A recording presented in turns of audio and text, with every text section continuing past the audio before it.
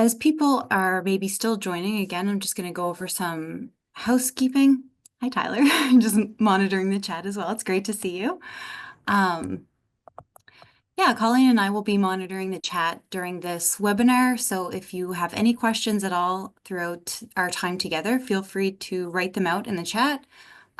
We will try to pause in between discussion questions and just allow some time for those joining to either ask questions, share some insights, comments.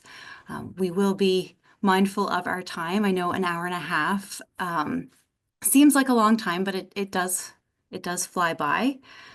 So again, this is the second webinar from the webinar series, Mobilizing Social Determinants of Health to Reduce Healthcare Demand in Nova Scotia. It is running from 12 to 1:30, and I recognize many of you may be on your lunch right now, so I thank you for joining. And if at any time you need to stretch your legs, get some food, take a break, I encourage you to do so. Just do what feels right for your body, and yeah, we'll jump right in. So I'm going to begin our gathering by acknowledging that we are in Mi'kma'ki, the unceded ancestral territory of the Mi'kmaq people. This land is covered by the Treaties of Peace and Friendship, which Mi'kmaq, Maliseet, and Passamaquoddy's people first signed with the British Crown in 1725. The treaties did not deal with the surrender of lands and resources, but in fact recognized Mi'kmaq and Maliseet title and established the rules for what was to be an ongoing relationship between nations. We recognize that the treaties have not been honored by European settlers and that the legacy of colonization is still being experienced. We invite you to take time during our conversations today to reflect on what it means to be treaty people and on the ways we can deepen our relationships as we walk the path of reconciliation. We hope that our time together will honor the importance of the land, the Mi'kmaq elders, and all Mi'kmaq people who have cared for this place from time immemorial. We offer our deepest gratitude and solidarity. I would also like to acknowledge the people of African descent and acknowledge they have been in Nova Scotia for over 400 years and are a distinct founding people in Nova Scotia who have been key part of the province's culture and history. So as we move toward today's agenda, as I mentioned, webinar is part 2 of the webinar series focusing on mobilizing social determinants of health to reduce healthcare demand in Nova Scotia. Today, we're focusing on education and well-being as it relates to those social determinants of health. We do have a full agenda today. I feel we're well positioned with the questions and the experience of our panelists here to really explore and dive deep into education and well-being. With that being said, I'd like to start with a first voice video that was put together by Kay-Ann Scott, who is project lead and storyboard visual design, Lily Lynch, who was the interviewer for this video, Ryan Gannon, Andre Anderson, Trevor Silver, who are all video editors, and Rafuro Gadriza, sorry if I mispronounced that, who is the reviewer. The creative team also wanted to share the following: with deep respect for the ancestors who laid the foundation for education, resilience, and well-being within African Nova Scotian communities. So if Rajni could share her screen and play the video, that would be great.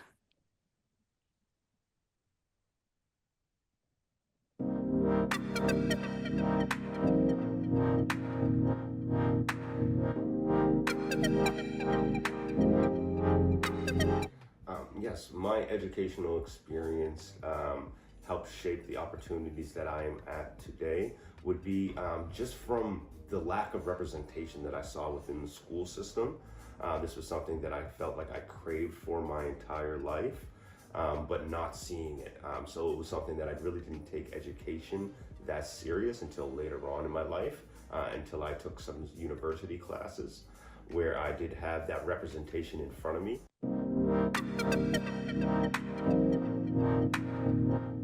It enrages me to know that our kids are either not being taken serious or being held back or even not even encouraged, or hearing comments from educators that will crush their spirit and and merge and blemish and the viewpoints of how they see the world.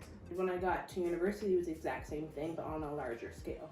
because we are in larger classrooms with people that you typically do not know. So when I got to university, I did not feel reflected in my classrooms. I did not feel reflected in my studies, and I'm paying all this money to go to school. I'm like, I'm not learning what I know is to be true in my community. So I think for me, it was about going to my professors and asking questions about these stories live in my community, they're in my history. How can I bring them into my education?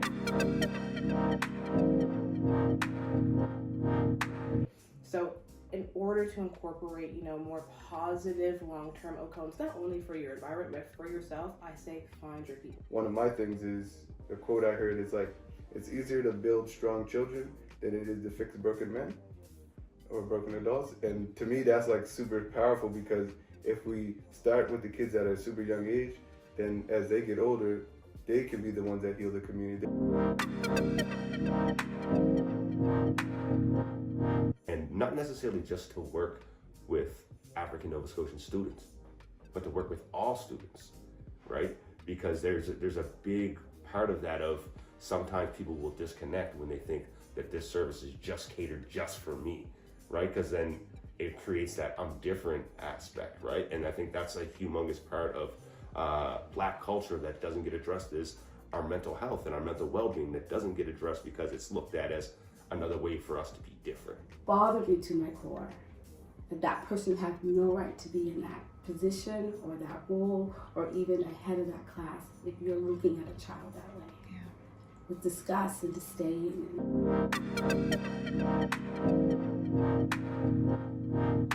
One of my biggest things is just figuring out how to make kids think that education is important and cool. Like if we can figure out how to do that, then the kids are going to be interested in it. I know for me, I do want to do more education. I do want to do a PhD so I can bring all the knowledge that I'm learning at an academic side, but also a community side, to enhance and give back to my community. So in order for me to give back to my community, I want to make sure that I'm receiving the things I need to get there.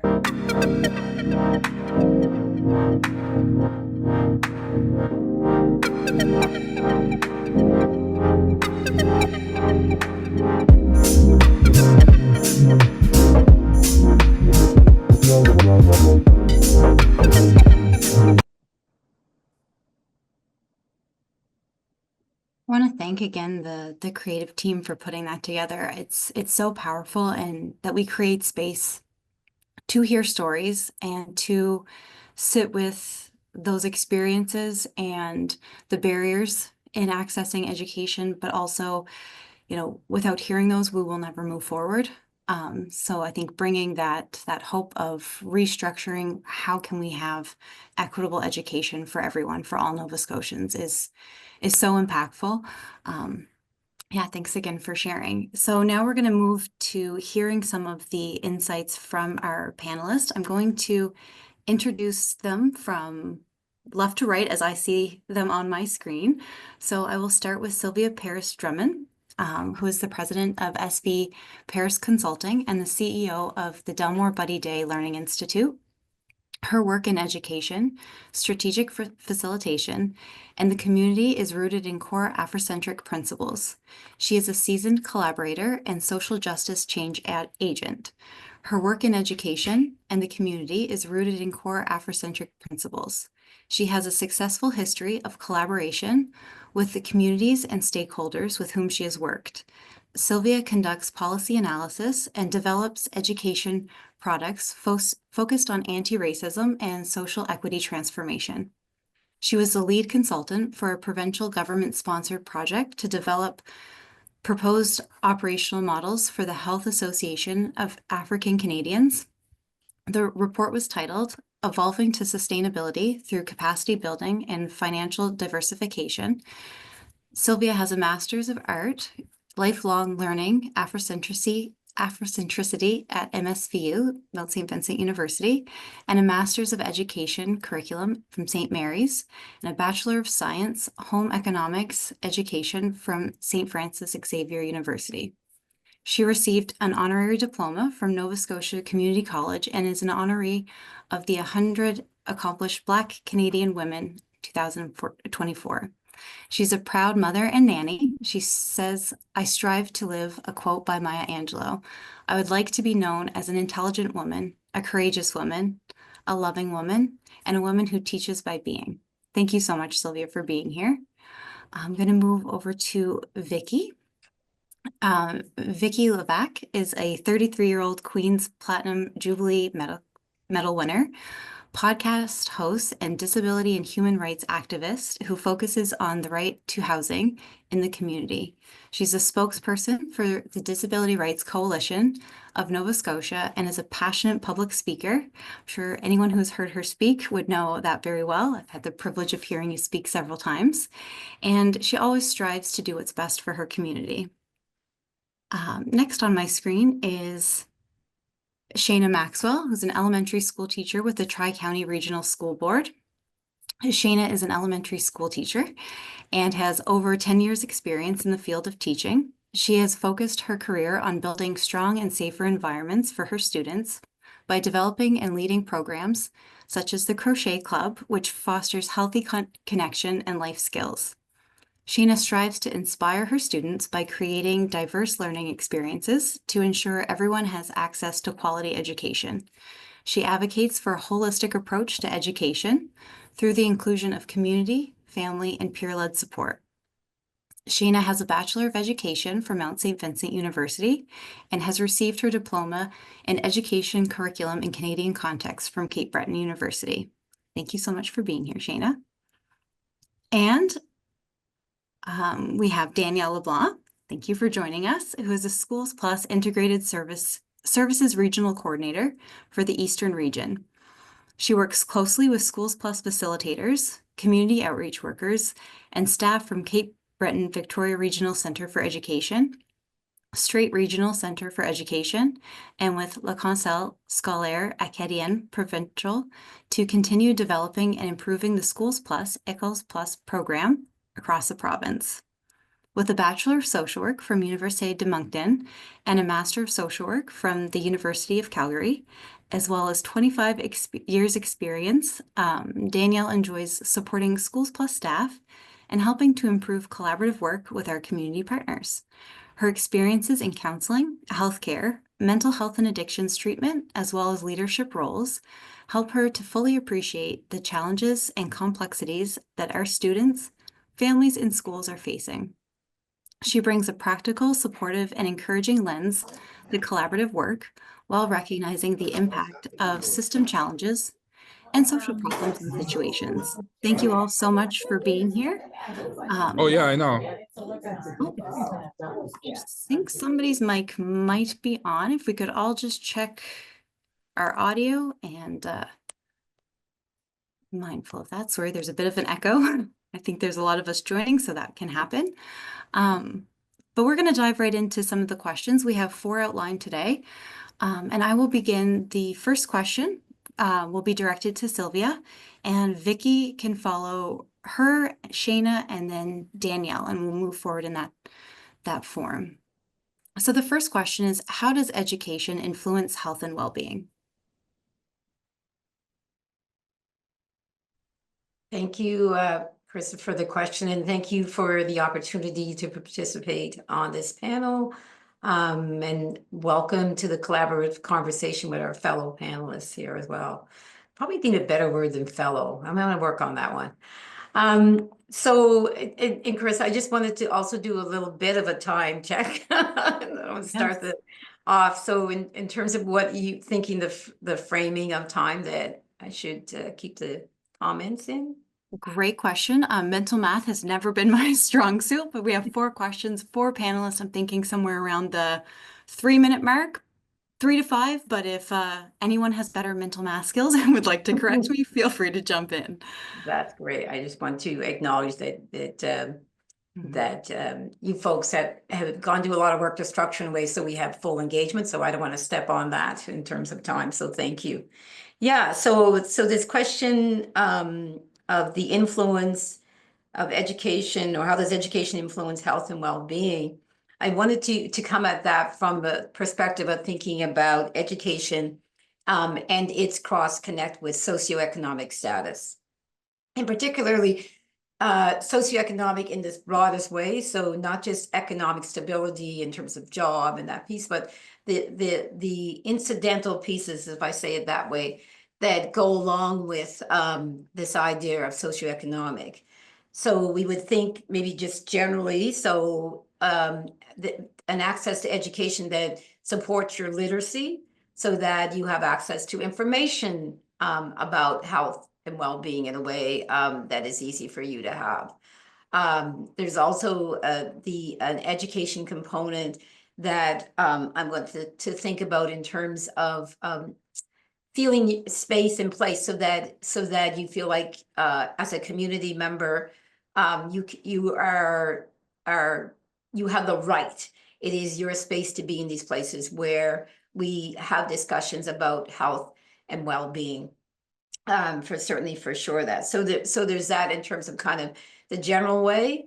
But I also think of education from the perspective of those who take accountability for delivering information, programming, in the context of health and well-being, and taking that responsibility to self-educate about the communities of whom you're engaging with, right? And so this for us in terms of as a research institute at Delmore Buddy Day Learning Institute, is we've had these kind of through surveys. We had a household survey to talk about questions about how people feel engaged and feel belonging. And you've seen some of those perspectives in that opening video section as well. So it's important that as we have to kind of focus on particular things, that we know we're talking to a whole person, right? And so being able to convey this idea about this is a space for you, it is our accountability as a system to recognize the uniqueness that we should have in programming and approach and knowledge around education, so that you are able to, as individuals and collective communities, access this. The other thing I think that fits with us in terms of this conversation is also the broadness about how we understand health and how we understand well-being, and that we would bring from us in terms of kind of a cultural knowledge, what as ancestrally passed down from us in terms of ways, but also more kind of contemporary. What is the learning of some of the things that we know intentionally about kind of being well-being from our grandparents, right? From our community collective, and that those are heard and valued. Another piece in terms of talking about the well-being is related to, again, I guess my comment around knowledge of the service provider, if I say it that way, because there can be assumptions about how you go into a conversation with someone that comes from assumptions or stereotypes. And I think it's really important as well that people self-correct on that, and so that you validate that people know themselves, they know the context of their being, and that rather than making an assumptive comment about if we think in terms of physical health, about what that condition might be, that there's more of a kind of a dialogue about in the questioning way that respects what people have to offer in terms of that context. The other piece that I wanted to kind of start into this conversation about, as I talked about socioeconomic status, is that to be for institutions to be a voice across levels, so that health and education continue this conversation collectively about how they intersect with each other, and that in the early stages of in school learning and also in ways that are maybe social media aspects be available as well. We've heard from when we've been in schools structures or working with community broadly, maybe like a sector in terms of seniors, that you have to hold the accountability about being able to deliver the message about the importance of well-being and what are the aspects of physical and mental health well-being.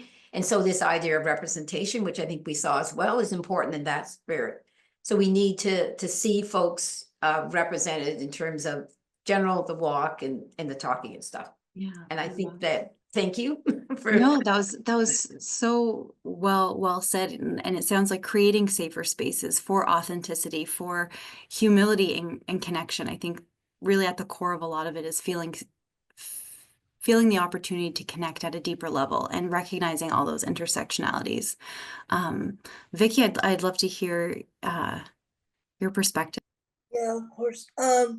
Well, I think yes, socioeconomically, but also the way we teach is I know, at least for me, the traditional way of teaching was extremely ableist, especially in a university setting. But also in this starts right at primary. You see a disabled child. It started for me for the age of like 2. Obviously, I don't remember this, but like they told my parents when I was diagnosed, your daughter will never do this. Your daughter will never do that. Your daughter will never go to school past the elementary grades. She's incapable. All those things. And of course, my parents said that was crap. But also when you get to school, you are also written off because with a lot of disabled children, they're put in special ed and separated from the quote unquote normal children. That's wrong. That is harmful. I understand people learn differently. I learned differently. But this isolation, again, makes it seem like we don't want you here. You don't belong here. You're different than us. Like, go over there. You won't accomplish what we accomplish. You are less. You will accomplish less. And that is drilled into you from a very young age by our society. Also, like, I had teachers when I was diagnosed with a learning disability in junior high say that I didn't have a learning disability, that I was just lazy, and that I wasn't trying hard enough, even though I had the diagnosis. And I also had some very good teachers who, understood Vicky's brain's a little spicy, but those teachers that say bad things and things that are hurtful, like you're lazy and you're stupid and you're just not trying hard enough, that sticks with you a lot more than the ones that go, yeah, this is very hard. Let's find a way to do this. And that goes into university as well. When I was in university, second time, I didn't go 3 times. Second time, I did go to 3 different schools. The second time I was there, I took a reduced course load. So because I took a reduced course load, I was not entitled to the disability sports. And then when I would try to get my own sports, like, hey, can I record your lecture on my phone so I can get notes? They said, no, that's plagiarism. If I said, can I do my test verbally? They said, no, it's not fair to the other students. You have to do it the exact same way. And if I go, well, I can't, then they're like, well, then too bad, I guess. And I did eventually leave that setting. Now that sets you up for bad things, because without a degree in our culture, and even with a degree, but especially without one, you are socioeconomically, like, you're gonna do worse. And even those who are educated with disabilities have trouble finding jobs because, again, ableism. So I think we have to take knowledge out of the institutions and democratize it, and allow people to learn in whatever way works best for them. One thing university did teach me that I think we need to bring into a wider context is how to research and how to do critical thinking because now we have misinformation, which is spreading, and that's because people don't have proper research skills because they were never taught. So that I did get out of university, but I think ableism is a big problem because right from when you're born, you're told you will accomplish less. Thank you so much, Vicki, for bringing that to the forefront as well. I think that's a piece of the education system that we don't always hear enough about. I'm going to move it over to you, Shayna, now. How does education influence health and well-being? Well, Vicki, hearing your experience is very heartbreaking. I don't think that everything is perfect now, but I do feel like there are some things that are so much better for inclusion, um, and just the variety of ways that we do teach now. We really try to like almost nothing is like just one size fits all for the way that we teach. We try so many different varieties, so many different like it's even different than when I was a student in elementary school. And we do focus so much more now on culture, which is great because I didn't know I had culture until I was in university, which is really embarrassing. Same. But we didn't. Like I didn't think I had culture. Learned that in my first year of university that I do. We talk about culture a lot more. Social emotional learning, I feel, has been a big push, which has had great benefit. We do a program in our region for it's called Paths. I don't remember what it stands for, but it has at this point gone through all grade levels. So I teach grade 6, and so I've had students that have been learning this program since grade primary, and it has helped with just coping with emotions, naming emotions, problem solving with friends, things like that. Like I think that's something that's made a big difference in education. Um, we also learn more about mental health. I feel like that was something I never learned about in school, but that is something we do learn about more.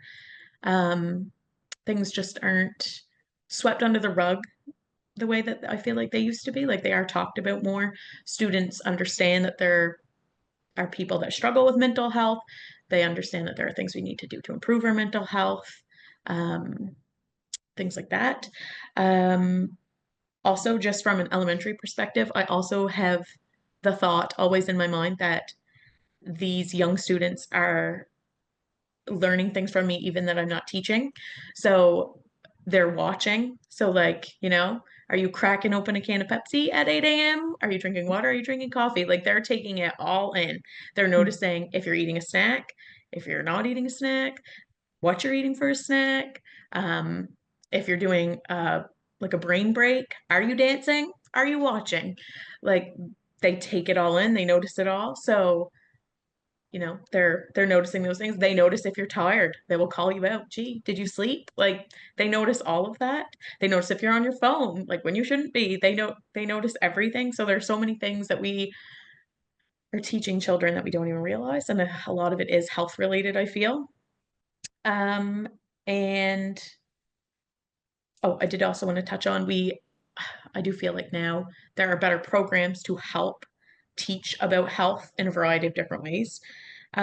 One that is newer is called the ASK program, which is Active Smarter Kids, and that is just to get them learning, but in a very physical way. So like we take them outside and we play games with them, but it's completely related to whatever they're learning about in class, like a math game, spelling, that type of thing. Is something so simple, and I feel like we should have been doing it all along, but we don't. So sometimes I feel like teachers tend to you just kind of get stuck in what you do and you just kind of stick with it. So it's always helpful to make sure that teachers are always learning about the new things, new ways, just anything that will help the students. It sounds like too that conversation I think so far everyone has talked on is the openness and the self-reflexivity that's needed to continue our education at all levels, students, all members that are involved. And it sounds like there are barriers naturally and being mindful of those, but also recognizing and continuing those small pockets that do pop up, right? And I think that's so important. Danielle, I'm going to move over to you now. so many of the themes that Sylvia and Vicky and Shayna brought up are on my notes list, but I'm going to try to connect a few dots. For sure, like even just looking at a socioeconomic lens, I mean, we know that if we invest in education, people will have increased their life expectancy, can learn health behaviors like that, health promotion, healthy lifestyle. It does open up doors of opportunity for a lot of different things. So it's definitely an investment worth making, I think, in terms of improving our students' health. One of the things I was reflecting on too, and I think all of you mentioned this at some point, that schools also provide like that place where potentially, and if we do it right, you can belong. You can develop relationships and friendships. You can learn how to have relationships with adults and with your peers. It's a place where you can take in physical activity and learn that it's healthy to move your body in whatever way you can. There's a lot of potentially adult supervision and guidance and safety. Again, if it's used the right way and not in a negative way, like you mentioned, Vicky, because I think that's certainly, I think all of us can relate to that in some way. We've all been negatively impacted by teachers, and some much more than others, I'm sure. I do, like Shayna, I'm excited about where education is shifting, and we still have a long way to go. But in every school improvement plan and every regional center for education's plan, well-being is one of the goals, along with math and literacy. And I had a lot of teachers and administrators recently in the training we were doing say, if we don't focus on well-being, if our students aren't well, they actually can't learn.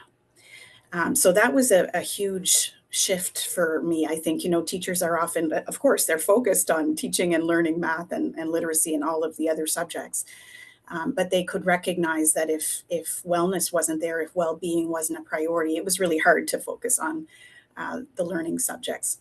So I'm excited to be part of a system that is transforming, and it still has a long way to go, as I think we've all acknowledged. But if we can focus on that sense of belonging, of inclusion, and having that place where people can develop not just their educational components, but the social, emotional development, the relationships, the health learning. I feel like it has a lot of potential to really impact positively all Nova Scotians. And I often think that, when a child thrives, the entire community thrives, right? And that's what we want for our children. And hearing everyone share it, opening that, what does it mean to be well? What is well-being? There's so many different layers to that. Spiritual well-being, emotional, physical, it is complex, and we want a space for connectivity. And I think also, we don't want to have those rose-colored glasses, but also being able to empower one another to speak up when we see those, injustices happening, being able to say, what, okay, I've done this education, this knowledge, what do I do with it now? How do I vocalize that when I see it in action? Thank you all for sharing. I'm going to move over to Vicky. We'll have you start the next question, which would be, what are the challenges in providing quality education in Nova Scotia?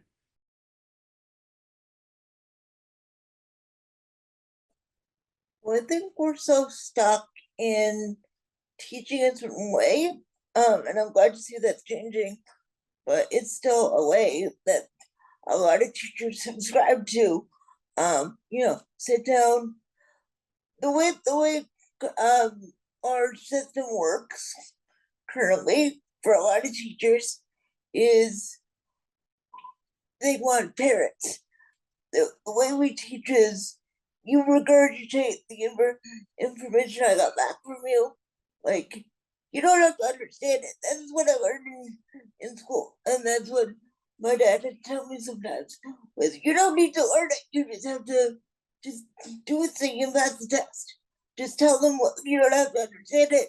Just tell them what they want to hear so you can pass the 7th grade. Like, so the way we teach is very different. I don't like the way the schools are set up right now, which is you sit in a desk and have some grown up talk at you for 45 minutes or whatever. That doesn't work. What it does is create parents, not learners. So I'm glad we're getting away from that, but that environment still exists. But also what we value as a culture and what we teach our children. Some of it doesn't work for the real world. Like, and I think children have to be able to, at a much younger age, decide what they want to learn. I wasn't allowed to pick courses till I was in 10th grade. That was when I finally had some choice. I would have liked it a lot earlier than that. I didn't need to know Pythagorean theorem and stuff. I was never going to use that. That was not going to be for me. I would have rather learned how to build a budget or other life skills that people actually need. Though I understand for some jobs, you need that more advanced stuff. But teach children what they actually want / need to learn to a certain extent. I want more freedom in education. I want more ways. I don't want testing the way we test, because all that does is teach you how to do a test.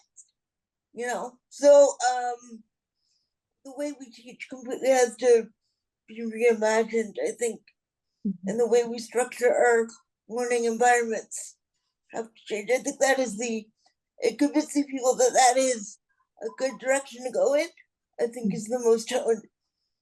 Yeah, like you said, convincing all the different stakeholders involved that this is the direction. We can see it, in our children, and, sharing these experiences as educators. But how do we shift that? How do we continue to move forward? And like you said, there's so many different ways of intelligence and as young children's brains are still developing, how do we tap into that? How, what are those indirect messages that we may be sending? It's so mindful. I know I had a great memory, so passing things, not as much of an issue, but actually retaining them. That was where, my neurospicy brain kicked in. I think being able to critically think about what are we teaching, what is our community, our culture value, and how does that need to be reframed? Shayna, if you'd like to jump in. Sure. I have a list of some things that I had thought of, but I agree with Vicky about like testing. I have really strong feelings about testing. I know it's not going to change, like provincial assessments. The way that they have to take a provincial assessment is not at all how I teach. And I feel like that is just so unfair that I don't do anything for 90 minutes straight with students, but when they do the math and the reading assessments, that is what they're expected to do. Sit there in rows, separated with their pencils. You don't get up unless you really need to go to the bathroom. And like that's just not how we teach. So how is that fair to assess them that way? I have very strong feelings on that. Again, I know nothing's going to change about that, but it really does bother me. Some of the challenges that I can think of would be poor attendance in all areas. So we have students that aren't coming regularly, which is creating a ripple effect of issue.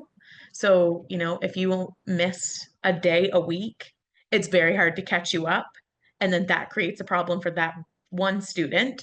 But then we also have staff shortages, which creates a problem. So we have teachers not coming every day. We have like sometimes this person isn't here as an adult and these kids need to be supervised, so we're going to pull this support specialist. And then that means that all of the children that need that support aren't going to get it because instead they're in a classroom or instead they're somewhere else. And I think that's kind of a result of burnout for teachers, which I don't really know how we're going to fix that either. But for students, I just find that since COVID, attendance has been a much, much, much bigger issue than it was before. So like COVID happened kind of in the middle of my career so far. So I can just see a big difference about almost like school just doesn't seem as important after COVID because we survived with some online learning, as I think have some people see it, which is a shame because I feel like, you know, you need to be there, but that's how it is. I also find a challenge right now is that from the top down, we focus on certain things, and then there's such a hyper focus on those things that other things get kind of left behind. And that's very frustrating because I feel like I can never be good at teaching any one thing because I'm constantly having to learn something new to try to do the best we possibly can at that one thing. And then it just feels like everything else gets, you know, it's just not as important. Um, and another challenge I feel is a lack of support staff, which again, it's like a budgeting issue, but I feel like there's a lot of students that maybe could use like TA support that don't necessarily get it and could potentially be so much more successful if they had that in place. It could be for behavior, it could be for academics. Um, just, yeah, like sometimes if a student gets a diagnosis, we get kind of like, here's some things that would really help this student, but they're not always things that me as the classroom teacher I could put into effect. I would need help and I don't always get help. So I just feel like sometimes we're letting students down in that area. Yeah, and it sounds like to the disconnect of, okay, it could be people not showing up, whether that's students, teachers, support staff, and then the disconnect of when we're constantly responding to what we're seeing in the moment, it's very difficult to do that critical piece and dig deep, you know, and can't always ask, well, what are the barriers? Why aren't they here? Right? Because those are just as important to address, but how do we do that with the resources we're giving? And it also kind of speaks to what do we as a society value, right? Where is it going? And That can I just add one little yeah, thing there that just like made me think too? There is like if a student is not there, there is not necessarily the relationship there with teachers, even if you're trying to build a relationship. If like I can call, we're supposed to call, and I can call, but a parent might not answer the phone. A parent might not want to tell me what is going on. Um, and then I feel like I'm stuck, like there's nothing I can do anyway. And that's really like it frustrates me that I want to help and I can't. Um, and like I mean, some things are completely out of control. So yeah. Connect and fight. You know, we all enter education systems with our own experiences, whether they're historical, whether they're passed on through generations that may keep us a little bit more guarded from being able to connect. So being able to again kind of, yeah, it's difficult, which is why conversations like this are so important. I need to be mindful. I'm somebody who, as I said to all panelists, I can lose track of time very quickly, and I appreciate everybody's tuning in, taking time out of their day and potentially lunch. So I'm going to be a bit more mindful of time, but I am going to pass it over to you, Danielle, on what you view the challenges in providing quality education are. Well, I'll keep it fairly brief because I feel like Shayna and I, even though we didn't talk before, had the exact same things on our list. So attendance, both of students and staff, is a big issue. And I think for Schools Plus, where we are a social work and supportive organization in the schools, we realize it's a complicated thing. It's not just a one cause. You know, there's many reasons why people struggle with attendance. Could be social or socioeconomic challenges, parent support or engagement. There can be medical and mental health reasons why people struggle to attend, and there's lots of other things. But I, like you, Shayna, recognize I think there was a shift during COVID, and I'm not sure what that was about. Maybe it's because people are doing poorly or are not feeling well enough to get themselves to school, whether again it's students or staff. But it is hard to teach and kind of move forward when you're not there. Staff shortages, recruitment, retention, big issue across the board. Actually, one of the ones that struck me the most is we don't have enough bus drivers. And if we can't get kids to school, we can't teach them. So that's a big deal, especially in our rural areas, but everywhere really. One thing that I would add was space shortages and overcrowding. For many schools, that's an issue, some more than others. But it makes it difficult to focus and concentrate in school when you don't have the space you need to do what you need to do. We do have a lot of support services, but as Shayna said, it never seems to be quite enough. And there's lots of gaps because they're pulled to other things. So it's great to see the focus happening to help people learn in whatever way they need. But sometimes it feels like it's not enough. We need more, and that is difficult in a system that's recruiting and competing against health and other systems as well for some of the same qualified individuals, for sure. So yeah, I'll pass it on. I'm just checking the chat as well, and Lily has shared, what do we value as a society? This is the question at hand. The Halifax Regional Police is close to approving a 400K armored vehicle, yet we don't have enough resources for all students and teachers in Nova Scotia. And they also shared their grandfather was a rural school bus driver. How infuriating that we don't have enough funding to get our kids to their schools. I just wanted to pop on about that. It's actually not a funding issue. We do have funds for the bus drivers. It's just we can't recruit people in certain places. In fact, they've asked other school staff whether they would pick up a bus run before their jobs and after their jobs. So we are trying, but in some rural areas, there's not enough people looking for work. Or even having the opportunity to, what does that work compensation look like? There's so many moving pieces. Yep, multi-factors. How do we review, adequate jobs, right? And there's so many different factors there. But yes, thank you for clarifying. Sylvia, I'll pass it over to you. I mean, there is so much in this conversation that I would love to go back and forth on and have, whether they like this fireside chat thing that we talk about often or something, because there's so many rich pieces of comment to take up. One of the things that struck me, so it's actually looking down my notes a little bit off from that, was, just to say out loud that when we're talking about quality education, we're talking about teaching and learning, okay? And we're talking about this idea of curriculum, formal and informal for me. So the teaching and learning piece, I taught junior high, senior high, a number of years ago, and I taught for about 14 years. And so this importance of relationship building and connection that we talked about with the students and with the community and parents, caregivers, guardians, all this stuff is so important, like to create the space for time for that.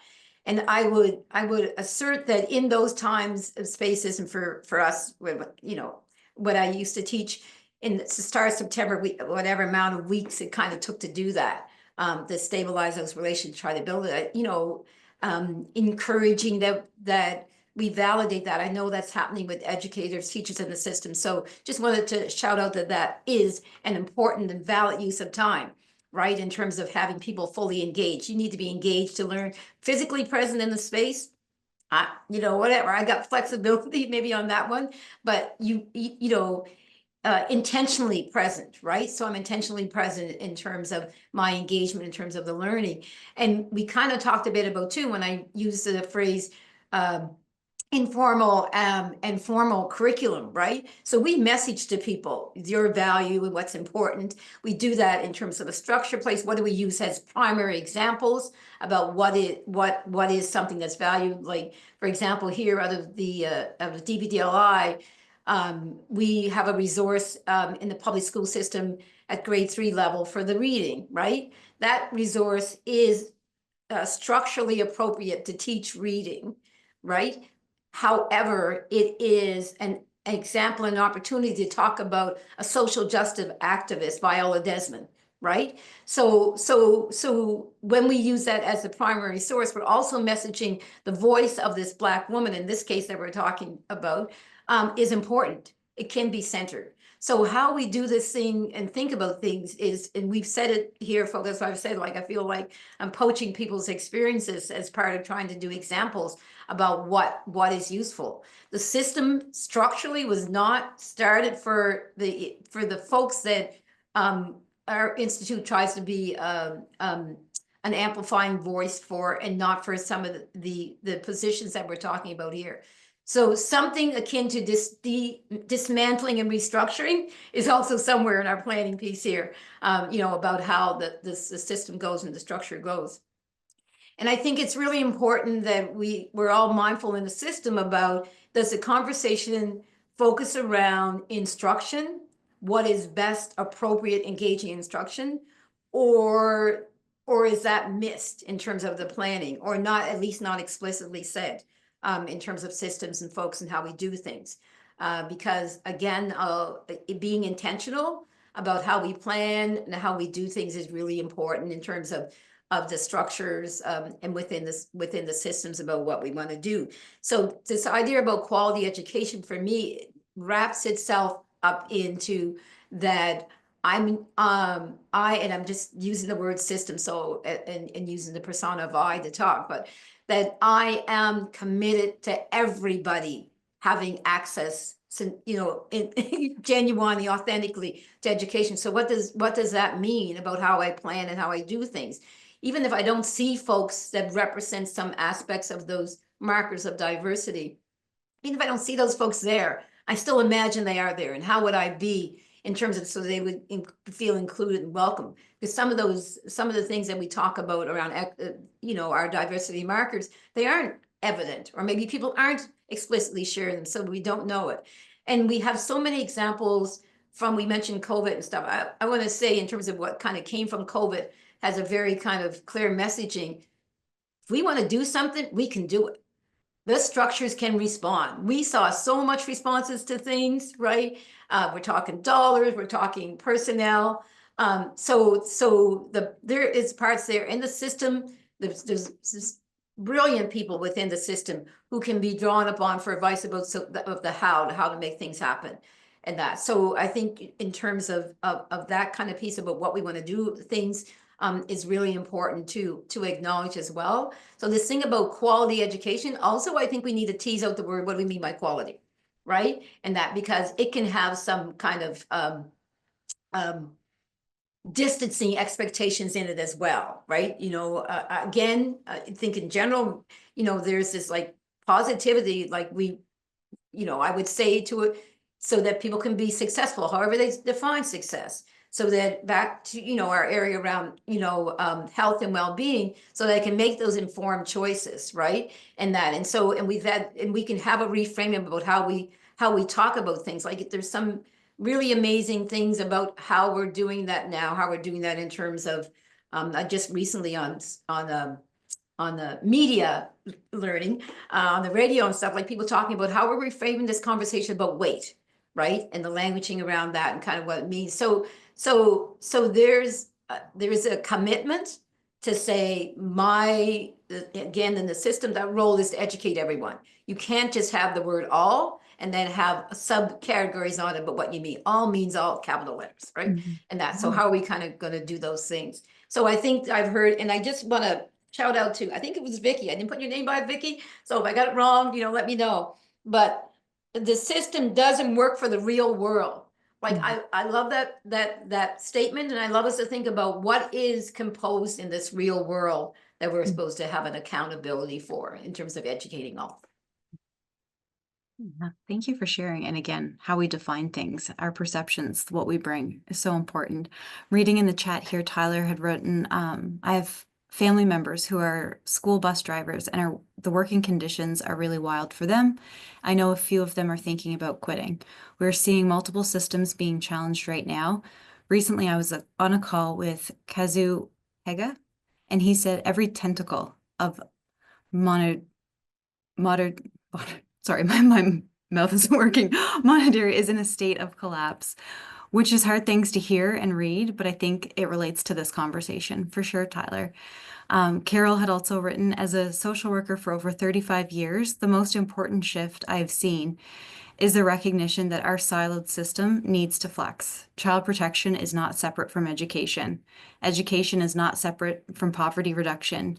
Justice and crime reduction are essential to learning. Health, or the absence of it, can sabotage the best efforts of education. We need to continue to advocate for and support those areas where we work together. It's so true. Even in this conversation so far, just seeing how everything is connected. We can't talk about education without talking about, societal beliefs and exclusion and all of poverty, how everything like that all interconnects. Great points.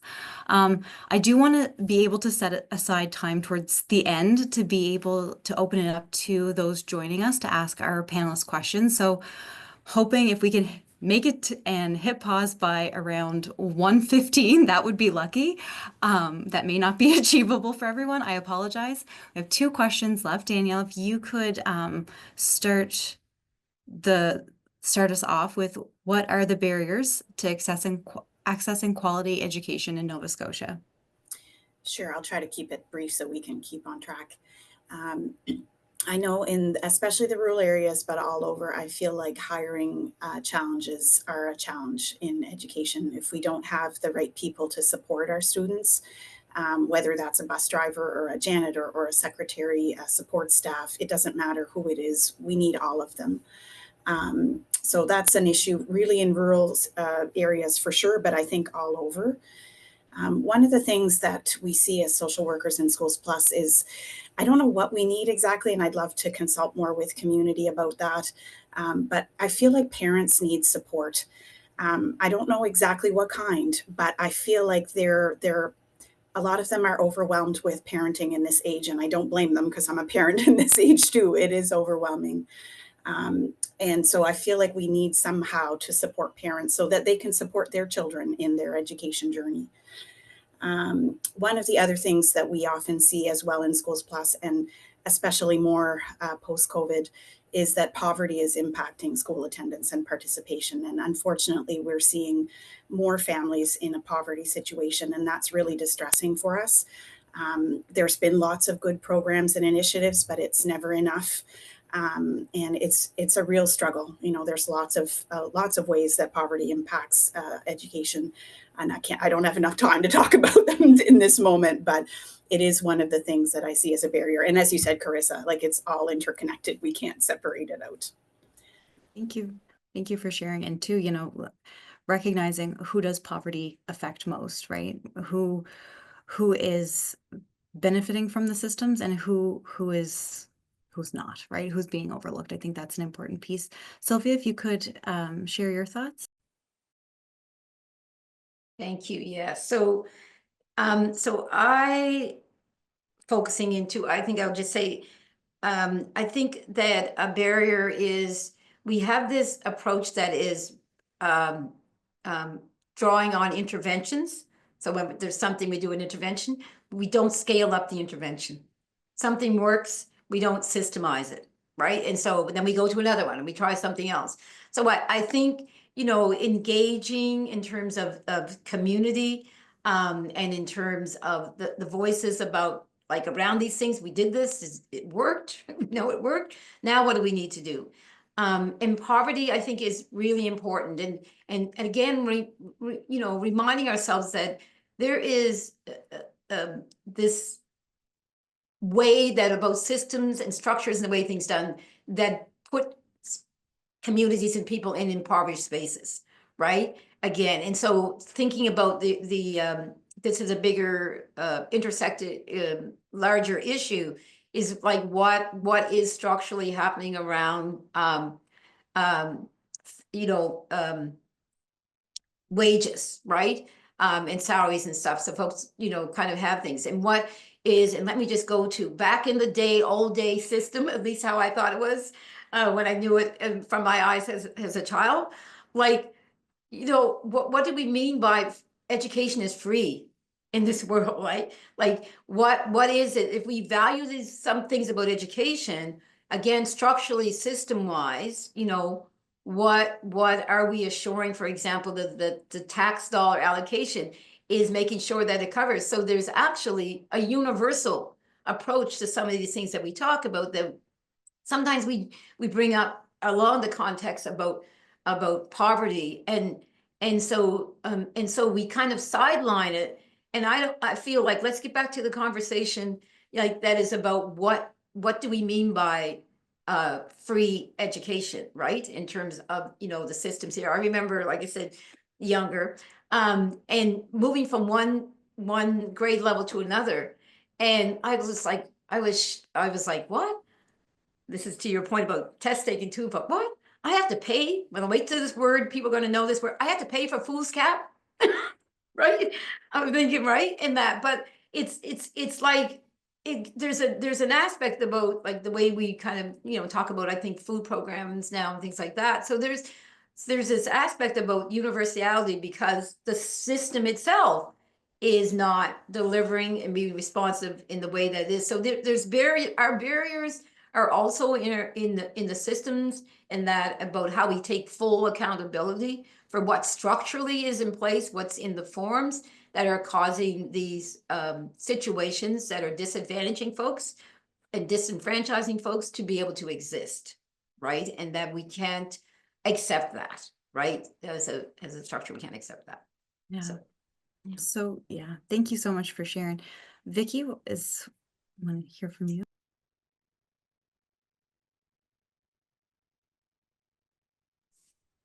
First of all, yes, education is not free.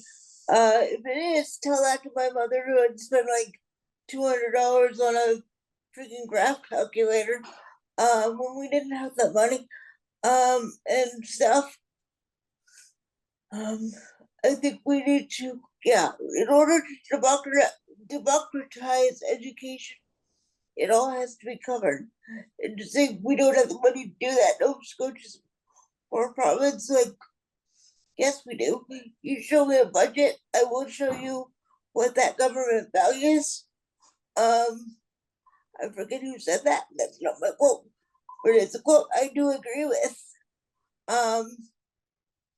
You know, if we're willing to spend $400K on an armored vehicle, I'd rather spend that on giving kids food, like, you know, and other things. I think poverty is a big problem because even kids who go to school every day, some of them, in order to keep a roof over the head of their families, have to take after school jobs. If you take an after school job, you have less time to do homework and all those other things. So it's yeah, it's all about money and what we value for money. Like there's jobs that are premium ones called not real jobs. And they are real jobs and they're valuable, so we should pay them as such. And if we pay people, if we make the minimum wage a living wage, which is not right now, then we'll take some of the pressure out of the families and their children, and then people will be able to go to school more. And education should not, when you get to the post-secondary level, like it's like 100. My dad, in order to cover everything I needed, paid $100,000 a year for my education. That's insane. Yeah, when we think about all of those moving pieces and the social wage and the basic livable income, those are things we talked about on our past the first webinar, but they are also interconnected, which is, you know, I'm sure we could do a whole other segment on education and continuation, but they're also connected. Shana, do you have anything that you'd like to add on to this point? Yes, just a little bit, and it's something I wrote in my notes, so I'll just stick to that. As an elementary teacher, the thing that I see the most that I feel is a barrier to education is that I have students that don't come prepared for school. And I don't just mean like they didn't bring a pencil. I mean that they have not had good sleep, that they have not had enough food, and they don't have enough quality time with the people in their family. Like they don't have strong relationships. And then all of that comes out in the classroom. So if they don't have the relationship at home, they're going to be trying to get it from me or any other adult in the classroom. Or if there's, you know, like the phys ed teacher, somebody, they are going to be trying to connect with them in any way that they can, in a good way, in a bad way. Doesn't matter as long as they get the connection. Same as like the lack of food, like, you know, they will get food however they can at school so they can use the breakfast program. Sometimes they will take it from their peers, from their lunch kits. Like they're going to find food, they're going to get the food. and sleep. Sometimes we have kids that fall asleep at school because they need sleep.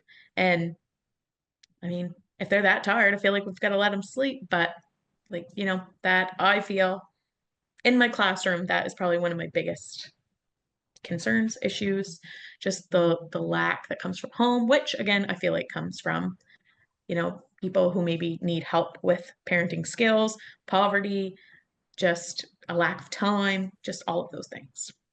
Like the system set up again, like parenting in today's world and the lack of that social safety net. You know, we're not all coming at the same place, right? The system is not set up for there to be an equal starting ground. And I think being able to see how that really affects the access to equal but equitable education is huge. So again, I'm going to try to be mindful of time. I'm going to restructure the last question and kind of keep it, if you had to summarize, what would be the question itself is what actions are needed to ensure all Nova Scotians have access to quality education? Again, however we define that quality education piece, Sylvia, thanks so much for bringing that point up. But even if we rework it to what would you say the next steps would look like? I'm trying to, I've lost my place. I think Danielle, you may be the one starting this, answering this question. I'll take a quick stab. Yep.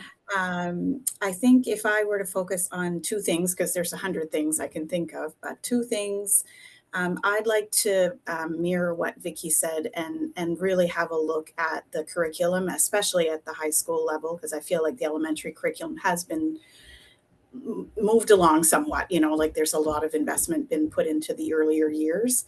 But I would love to see curriculum be more practical and focused on skills that all students need. And then also things that might be needed in the job market, like what kind of jobs do we need? Can we help them get a head start into the career opportunities that might be out there? So I'd love to see that. And I think the other thing I would love to see is more investment in helping families with those cost of living pressures that impact school attendance, right? So we're already seeing like the breakfast program, the lunch program, those are great things. And I know that's going to continue to expand. I'd love to see additional funding for school supplies so that parents don't have to pay for any school supplies. Backpacks and sneakers, every student needs them, and those are expensive in September. Winter outdoor clothing, you know, like we're saying, hey, we want you guys to be physically active and go outside. It's a poverty barrier when you don't have that equipment. Even activities at school and events, like Schools Plus really tries to help manage those costs or like get a free pass for people. But I feel like if we could not charge for anything at school, that's really where we need to go. Even things like tutoring, you know, if that's needed, then we should be providing it so that everybody has equal access to it.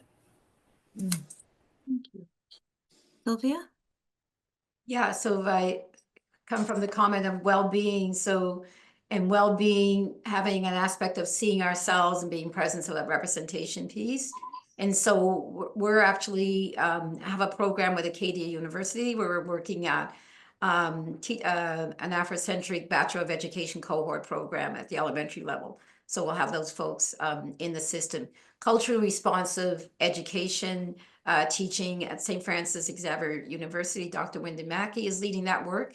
And I think it was Shayna, I think you said about culture and stuff, right? And so this idea about like understanding that and the importance of that and unashamedly, I guess I would say, of recognizing for those folks who have been distanced, and in terms of our Nova Scotia context, First Nation, African Nova Scotian, being intentional about Afrocentric education in that regard, in that work. And then I'll just list the things that were the opening comments in that video and say, you know, let's address all of those. So the impact of representation, systemic bias in the education system, ensuring community and positive school environment, ensuring a sense of belonging and what works it will do to create that space, our knowledge space, as well as creating, you know, physical safe spaces that we mentioned about.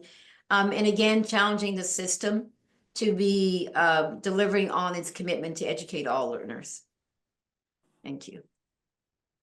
Thank you so much. Vicky? I think bunch of things, but I think they should expand the I guess it wasn't really a job training. I forget what it was called, but it was like you go to shadow a job during the day, like in the morning, and you do school in the afternoon. I like that. I think it should be extended.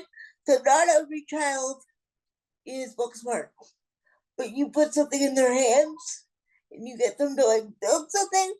Like I used to work in a school as a volunteer, and this 11-year-old boy couldn't read really well, but he could rebuild a car. He was 11, so like, and he liked to do things to get his hands dirty, and he was really good at it. Like, that's a skill, and we should foster that. What are children interested in? I think we need to get the arts back in school, and not just like, oh, I'm gonna draw a pretty picture, or oh, I'm gonna like, play the tuba, which is also cool, but like, there's less money for drama classes, less money for other, body movements. Why do we have to go to phys ed? Why can't there be a dance class option or a hip hop option or something like that instead of teaching, poetry like in the morning way? How about we have a rap class and we talk about rap music, which is all about poetry and storytelling? There are things we can do. So do those things and meet the child where they are at and never make them feel less. And I think that combined with the idea that prejudice starts at home, you are not born with it. I talk to children all the time. And it's not the little children that need to be educated about ableism because they don't have any. I spoke to a 4-year-old class of 4-year-olds. They don't have like ableism. They're just like, you need help. Cool. Next. I wanted to know if I liked coloring because they were more into that, not about how does your body work. So that prejudice starts at home, and in order to educate the children properly, we have to educate the parents because that's where they're learning all the bad things, or a lot of the bad things start there. We perpetuate them in our schools, but they start there. Thank you so much, Vicki. Shane, is there any final notes that you would like to share? Sure. I had just written for actions needed, I think would be support, basically in all areas, community support, family support, support from like our school boards and food support, and just basically all support in every way that you can imagine. All support. Yeah, no, it's so true. Sylvia, I wanted to just double back. I know you had mentioned wanting to share something. Yeah, so I had mentioned the Acadia, the program at Acadia, the Afrocentric Bachelor of Education cohort. So I just wanted to acknowledge the leadership of Dr. Casey Monroe Anderson in that proposal that came to us, and then collaborating with Delmore Buddy Day to deliver that to the students that are in the program. So thank you for that opportunity. Yeah. So we have some time that I'm hoping to open it up, whether that's via chat. If anybody has any questions for our panelists, they can write them in the chat, or I will try my best to monitor if anybody wants to jump in or raise their hand.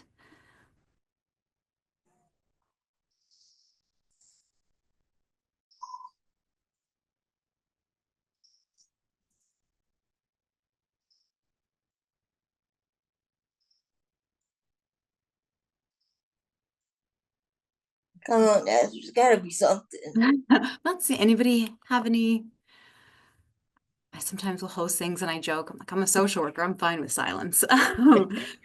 Chris, I just put up my hand. I just wanted to make a comment on how much I appreciated the topic and how it was expressed with all our panelists.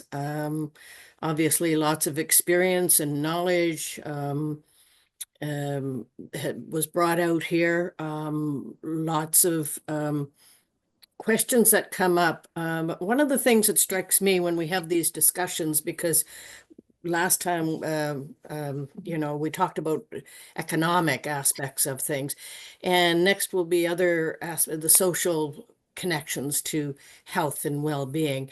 And as we know, the determinants of health is just so all-encompassing. So when we talk about the education, we also have to talk about food security. We also have to talk about everything together. But underlying all of this to me is the challenge, the problems I see is values. And it was brought out, you know, 400,000 for an armored vehicle. Well, that is a value. And Vicky said, show me a budget and I'll show you the values. We live in an economy rather than seeing ourselves as living in a society. And when you live in an economy, all decisions are made around how to increase that economy, how we can grow and grow and grow. And in that process, people who they think will not fit into the economy or contribute to the economy are left out, as Vicky pointed out. And anybody with disabilities, they're always left out of programs because they're not going to be contributing to the economy. But if we think of things in terms of society, everyone has something to contribute to society. And it's so important that we see things that way. And if we valued that, then we wouldn't be struggling in the education system to get support, because that would show up. We would realize how important education is to the whole society, that we would be doing everything we can to make sure it's a good quality education. So those are bigger things, but I think in our day-to-day lives, we have to think about underlying what is it these values are telling us, and how can we think about changing the mentality. I mean, people make decisions not intentionally being bad or to hurt people, but they're just not seeing it. They're just going with what they've been told all along. It's the economy. Everything is about the economy. So I'll just leave it at that. It's a great discussion and great panel work. Thank you. Yeah, and I think like you're saying, Colleen, at the end of the day, poverty is a choice that is being made for us at a systems level. It's not an individual choice. It's the systems that are choosing to set up the job, what we value, who gets paid for what. All of those things are a political choice. Poverty is a political choice. I invite all of you that have, joined in and contributed to the conversation to think about, what were some of the takeaways for you from today's discussions and any changes that you wish to activate. I believe Tammy has a hand up if you want to jump in. Thank you. Yes. Hi. I think the piece that's sticking with me, aside from all of the collective voices that you had today, my camera is not on. Sorry. Hi. The points that all of you made are really good ones, and the piece that's resonating with me as one of the parent navigators here in Nova Scotia is that oftentimes it's my feeling that we're all very aware in education we would not punish and should not punish, or ought not, whatever language you want to use, punish a missing skill in our students. And my thought is we need to do the same for the families. For whatever reasons, there are many missing skills, especially during the pandemic that was highlighted and since. And there are so many reasons why parents may not feel they have a voice or use their voice. And in education, we also have to be cautious that we may not be the person who can be the voice, but connections with community health boards and others who can speak and draw attention to those who need us to help them with their voices, to bring attention to. Daniel, you mentioned what parents need. There's a lot of need, and we can only do what we can do. And I have not province in a system, that isn't highly funded and experiencing extreme staffing shortages everywhere across the board. And so for me, that's the piece is, we see the needs for the kids and the staff in the schools and the parents. And so for me, it's that parent piece who can be the person to help them, with their voice, and see what we can do to support them so our kids can thrive. Yeah. And I do want to just add, Vicki, I really appreciate your comments. I don't know how many things you said today that really resonated with me for whatever reason. So thank you. You're welcome. Thank you for sharing, Tammy. I see a question from Erica in the chat. If you could get rid of the entire current education system and create something new from scratch, what would you imagine this to look like? Or how would you start to build this? If any panelists want to jump in, Can I start? you sure can. First of all, I get rid of the whole desk sitting in a desk thing. Like, I don't care where you sit. You want more even like when I teach, I tell the students whatever.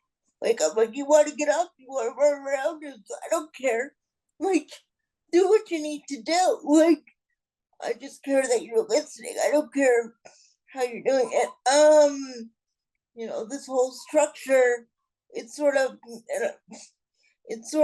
militaristic. I'm like, you will do this now. This is the time to do this now. I know when I was in school, we were allowed to eat in class. I'm like, and with me, I'm like, if you're hungry, freaking eat. You need drinks, water, go ahead and do that. Take care of your body, because if your body works, your mind will work better. And to not make children feel bad, or even adults for that matter, for asking a question and saying, well, that's a silly question, or that's a dumb question, or that's obvious. Like, obviously to them, it's not. I mean, that's something I struggle with myself. A lot of people say, Vicky, you say some profound things, and I'm grateful, but like, what I think I'm saying is not profound to me, it's common what he said. But that may not be the same for everybody. So just, who cares how children learn as long as they learn? And you should separate them perhaps based on learning styles. Like if there's some that do better with visual stuff, you have a visual learning class. And you teach everything visually. Me, I'm an auditory learner. Like you tell me to write something down, I will remember it. But if you tell, like, send me a note, I will remember it. But if you tell me with words, I'm gonna remember it till the day I die. Like, that's just how it works. So meet the learners where they're at and get rid of these, like, you must do this now because I say so, and I'm grown up and I know best. Yes, It's not always true. that is a great, excellent point. Anyone else have something they would like to? Shayna, go ahead. Yeah, I love this question. And Vicky, I teach grade 6 and I tell them quite often that I'm probably not the smartest person in the room. Like they probably know more than me. And it's usually true. Whatever they're very interested in, they tend to know way more than I will ever know. Um, if I could get rid of our education system and start from scratch, I would want schools, like you kind of pick the school you want to go to. And like I like the idea of the nature schools and like a school where you go and you just learn whatever you're interested in, like you just go full tilt with it. So like when you're in grade primary and you're obsessed with dinosaurs, you are going to learn everything you want about dinosaurs and space. And like there are ways to learn math and reading and writing, which is, you know, our main focus. There are ways to learn all about that in whatever they're interested in. It's just we can't really do that right now. Not easily anyway. But that is what I would want. Just you pick the school you want to go to, learn about what you want to learn about, and then move on. When you're done with that, you pick something different and just kind of go full tilt. All about learning. It's continuous learning. That's one thing. The more I learn, the less I know. Anybody else, as before we wind down for today's webinar, any last thoughts? If you don't mind, I'll just jump in again. Yeah. I think we can look back at our traditional societies, our ancestors, in terms of learning and education. I'm always amazed with our Indigenous folks, our brothers and sisters, and the knowledge that they have transferred throughout their culture for generations and generations and generations was not taught in a school. And the African Nova Scotians in Africa, everywhere you go, people had ways of learning. And we look at our children, they're learning the most when they're just small babies and learning to walk and doing things. you're learning that experiential learning, and then when they get an age, they take that experiential learning away, and you have to follow this curriculum. So I think, and there's lots of examples out there, and I know Sylvia would have that with experiential learning, going to where the learners are at. What is it that the learners need to learn? One guy in Nepal said, we sent our kids to school for 10 years and they learned all about Keats and Dickens and Wordsworth, but they don't know how to make a cup of tea. You know, they can't look after themselves. So again, it's going back to looking at how education learning was done throughout the centuries, and take the good from that and what we can do today. And it's all about learner-centered, getting back to that, what do they need, and how can we support, and support and from all over the place is required for that. So thank you. Yes, thank you. I see Andre with hand up if you'd like to jump in. Hi, everybody. This was a great discussion. Thank you very much for everything. My question is around community involvement. And so my question would be, you know, what role does community play in supporting education and well-being?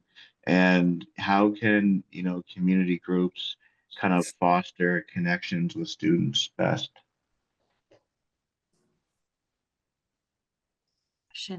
Anyone want to jump? I will say that um, I just did a program with my grade 6 students in our local long-term care residence, like our facility. Um, so they welcomed us in, and we got a bus there once a month, just because, again, we're rural. It was a little bit of a drive, hard to secure a bus driver. We actually secured a bus driver who had a grandparent living at the facility. So she came with us and spent the whole time with us, the whole hour there. And we did gardening with the seniors. And so they taught us how to like sow the seeds, and like they taught us, like we bought a variety of seeds. They taught us about which ones to start early, which ones started inside, which ones went straight out into the garden. And every month that we went, there were no rules really around it. Like the students went with me. They knew what we were going to do, but they all tended to go to the same residents, and they ended up building relationships with those residents. Um, and I don't know of any other school that was really doing that. I think it was a great thing, and I just wish we had more of that. Like I wish we were building schools or even daycares in like the seniors' homes, like that kind of thing, just to And get that community. It'd be great. just so you know, they already do that. There are daycares in nursing homes. Yeah, I just wish it happened all the time. Yeah, Everywhere. Exactly. Excellent question. Something that just came up for me as we're talking about engaging community. And also just reflecting on the video that was shown at the beginning. I think it was Trevor Silver had made a comment on including children, and I think of a African proverb that a coworker of mine, Courtney Brown, she's absolutely lovely, shared during a team meeting. And the African proverb is, the child who is not embraced by the village will burn it down to feel its warmth. I think I heard that 2 years ago, and I can't quote it without having a very strong emotional reaction. And hearing from everyone today, my takeaway is a mother, as a social worker, as somebody who's incredibly passionate about her community, is that we need to collaborate. We need to work together and know that we're not where we need to be right now. But we need to strengthen that confidence in our children. And if not, we all lose. So I know I appreciate everybody for joining in. Hope we you've given us a lot to think about. Great questions, great discussion. Just as I figured, I'm a little bit over time. I knew that going in, with just who I am as a person. But again, I'd just like to thank everybody for their time, taking away from their lunch and contributing. We have another webinar scheduled for February 20th, and it would be the same time from 12 to 1:30. That one will focus on social connections and community services. So you can register for that webinar through the Nova Scotia Action Coalition for Community Wellbeing website, similar as to how you would have registered for this one. And I look forward to continuing this conversation. Thank you all so much for joining.